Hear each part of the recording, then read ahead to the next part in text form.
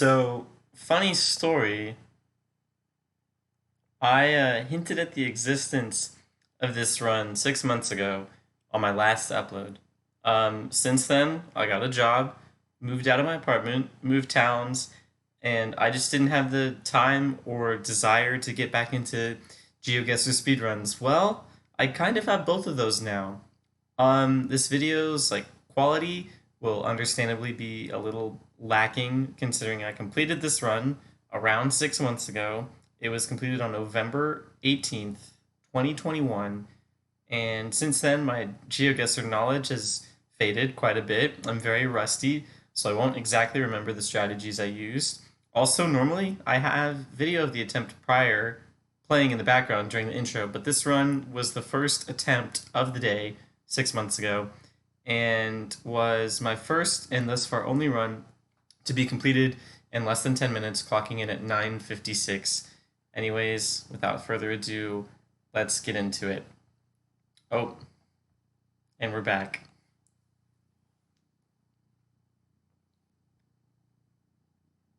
So I turn around and I immediately see a road sign. And when I zoom in, it says the New Brunswick 625. I go to this intersection up here, and on the way I see another green sign. It says the 625 going to Parker Ridge. And when I get to the intersection, I see in green the New Brunswick 8. That is a major highway. These are all excellent clues. And then one more sign off to the left, it says that if we go the other way, we get to Miramichi, which that was actually in my previous video. Also had around in New Brunswick, so I zoom in, find the 8, there's Miramichi, and so from there I start looking south for Parker Ridge or the 625, and there's the 625. I zoom in, I see Parker Ridge. Okay, I figured this has to be where we are. The geometry kind of lines up. I put the cursor down, go back to the start, and it's a good thing I did because when I zoom in, I see him next to that building, and the gas station is just right there, so I have to move the cursor. If I don't, I would not have probably got the 5,000. Anyways, there's round one. 5,000 points. And after a few seconds, we're on to round two. Immediately, I see Denmark. That first sign is going to be very useful. I look at the second sign first, and it says that we can go to Palisava and Bernahust. And then when I see this one, this is great news. Odense, I know where that is. Well, at least I did 6 months ago. We're on the 43. There's Odense in the kind of middle island. I think it's called Finn. And first thing is that I zoom in on Odense and look for the 43, going into the city. As it turns out, it doesn't quite go into the city, so I zoom out, and then I find the 43, and then at the bottom of the 43 there is Faaborg, the other town. I put the marker down kind of where I think 24, it's 24 to Faaborg and 15 to Odense, so I put the marker down kind of where I think that would be. I'm lining up the compass. I'm going kind of northeast. I see an incoming bend to the left. I think maybe I'm on this stretch right here. And I see that the 43 ends there. It tees into the 9. So I end up going there at the sort of terminus of the 43 and zooming in, scanning down to the south. And I kind of speed up the process. I'm also looking for those two place names. I don't find them immediately. I keep on scanning until I eventually actually reach Faaborg in just a few seconds. There it is in the south, so I realize, oh crap, I'm not going to find it this way. So I go back to the game, and I start traveling to the northeast. It's going to kind of bend around towards the north, and incoming is a very useful sign. It says that we're approaching a roundabout, and if we go straight, we get to Neuralindelse, and also the 9 is nearby. So I feel like I saw that on the map earlier. There's Neuralindelse. And this is the roundabout, so we're somewhere south of that. If I zoom in, you see it says Bernahust, which was that other place name, and just confirming that there's two roads, kind of one in either direction, offset, and so that's close enough. There's guess number 2, round number 2. Very narrow streets, Asia, and then after a couple seconds, I confirm that the script is in Korean, so we're in Korea. And the goal here is to just try to get out of these narrow streets, find either a street sign or a major road sign. I go back here because I think I saw something. Again, this was 6 months ago, so I really don't remember why. But I saw something in English, so I tried to see maybe if there was a place name. Eventually, I get onto this street, and then I see off to the right is a more major road. So I go to the major road looking for street signs. There's some tall buildings that way, and when I go the other direction to the north, I see a road sign. And I double back, zoom in, and this one is very useful because it says that we're in Busan, which that's a very big city in Korea. It's in the south of Korea. And then there's some other sort of like neighborhood names or district names. So I put those on the screen. There's Busan, and I'm looking for those district names, and immediately I see Jeonpo. So, okay, I'm probably in this area is what I'm thinking. Um, and so I kind of zoom in. I take a little bit of time here. I don't really want to skip ahead or anything, just because again I'm not really like I don't remember all the OBS controls. Zooming in on some street names though, I'm looking for Junpo, uh, Dero, and after I was about to give up and go somewhere else, but there it is. You see it. That's 276. So I'm looking for 200 slash 199.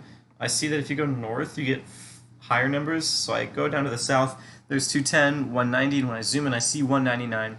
And so I'm like, okay, perfect. At this point, I don't want to spend too much time. I can't go back to the start because those narrow streets were so twisty and turny that it would be impossible to kind of trace my steps. I put the cursor down there and I'm somehow like right on top of it, 80 yards away. It's good enough for the 5,000. At the start, we're at the intersection of River Road, Old Crooked Road. That sign is very useful because that was the Canadian speed limit. So again, we have a round in Canada. And so I just start going south on the road, looking for something like a mileage or an intersection, and then I end up stumbling upon in a few more clicks a highway. There it is. So we get onto the highway, and once I get on, I go to this sign, and it says that we're on the Saskatchewan 3. Now that's very useful because all those highways in Saskatchewan show up on the map, and the 3 is a low number. So I look to see, like, okay, where did I come from? And if I go to the west here, there's a sign, and I have to go a little bit farther, turn around, and see that we came from Prairie River. So, okay, Prairie River, Saskatchewan, on the 3. And I used to always think that that was like the Quebec highway sign just because the color scheme is kind of similar to the Quebec flag, but obviously nothing's in French. So it's definitely Saskatchewan. I find the 3, and I start at the eastern border, which proved to be the absolute right decision, just totally lucky, because Prairie River is kind of closer to the east. That's where we were. We went south to get there, and so, okay, I think I'm at this intersection here. But wait, both of those roads say River Road. I zoom in on the town Prairie River. I don't think I saw any of those intersections, so I figure, okay, this seems likely. I go back to the start. I look at the compass direction, the angling of the road. I'm like, okay, this has to be it, and it was. So we're on a good pace. That was like 6.5 minutes through 4 rounds. This was the longest round, the most troublesome. Could have gotten it a lot quicker, but spoiler alert, I did finish the game in under 10 minutes. The first sign I see is here. I'm thinking I'm in Brazil at first, but this says Bienvenidos, so that's Spanish. So okay, we're in South America. It also says Petro Amazonas, so we are maybe close to Brazil in the Amazon region, but not Brazil. This sign could have been useful. It said Gobierno, so I figure okay, it's official. It might have the place name. It turns out that the second line of that top text was the place name.